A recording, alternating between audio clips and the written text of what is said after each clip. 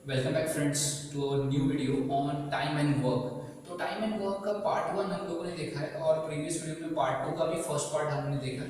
तो problem number one वहाँ पे सॉल्व किया। तो प्रॉब्लम नंबर टू इस वीडियो में हम लोग कंटिन्यू करते हैं। ठीक है, प्रॉब्लम नंबर टू का सोल्यूशन मैं यहाँ लिखूंगा। प्रॉब्लम नंबर टू का सोल्यूशन मैं यहाँ लिखूंगा। ठीक है, तो प्रॉब्लम नंबर टू क्या है वो पहले पढ़ लेते हैं। A can complete a work in 20 days. तो ए नाम का एक आदमी है जो 20 डेज में काम करता है और बी इन 25 डेज। ठीक है, they started working together but after 5 days यानी 5 दिन के बाद क्या होता है, b left the work, b काम छोड़ के चले जाता है। in how many days a finishes the remaining work। तो जो बचा हुआ काम है वो a कितने दिनों में काम करेगा, ठीक है, कंप्लीट करेगा, ये पूछा है। तो अगेन हम लोगों ने पढ़ा है कि पार्ट टू का जो प्रॉब्लम होता है they are based on LCM. ठीक है, तो सबसे पहले तो मैं लिख लेता हूँ कि a जो है A can complete a work in 20 days. ठीक है, 20 डेज में ए काम करता है और बी जो है वो 25 डेज में, राइट। तो ये दोनों का मुझे एलसीएम निकालना पड़ेगा। ठीक है, तो एलसीएम निकालने के लिए 20 25 तो 5 आ जाएगा, 5 4 जार और 5 5 जार। ठीक है, तो 5 4 जार 20 और 20 इंटू 5 इज 100। इसका मतलब कि एलसीएम मेरा 100 निकला है।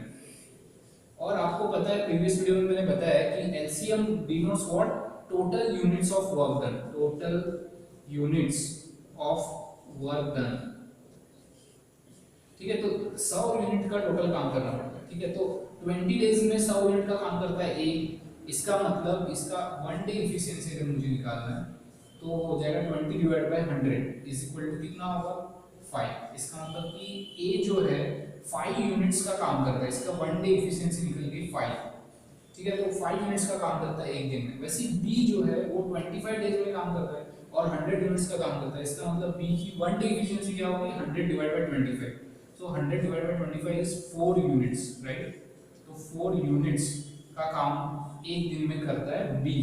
ठीक है, तो अब क्वेश्चन क्या पूछा है ये देखो कि दे स्टार्टेड वर्किंग टुगेदर। इसका मतलब कि इन्होंने वर्किंग टुगेदर करना स्टार्ट कर दिया। इसका मतलब कि एक दिन में दोनों लोग मिलके काम कर रहे हैं, 5 प्लस 4। इसका मतलब कि अगर एक दिन ये मिलके काम करते हैं तो इसका मतलब कि ए प्लस बी का एक दिन का काम कितना होगा, 5 प्लस 4।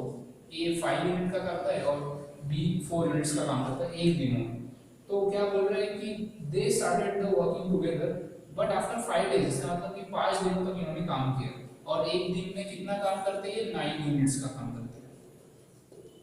अगर 5 दिन इन्होंने साथ में काम किया तो 9 into 5 is equal to 45 units का इन्होंने काम 5 डेज में कर दिया है, राइट। 5 डेज में इन्होंने 45 यूनिट्स का काम कर लिया।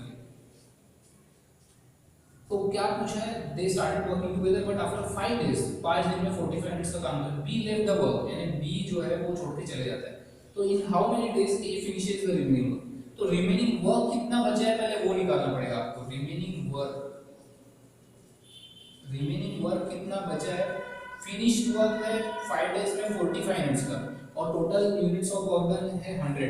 तो रिमेनिंग वर्क जो हो जाएगा वो होगा 100 minus 45 is equal to 55 units. तो 55 यूनिट्स का काम बचा है।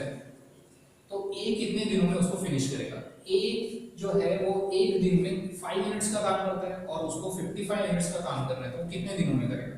तो ए जो है रिमेनिंग वर्क जो कि 55 यूनिट्स है वो अगर 5 यूनिट्स का एक दिन में काम करता है तो इसका मतलब 55 डिवाइड बाय 5 हो जाएगा is equal to 11 units, right. 11 days, sorry.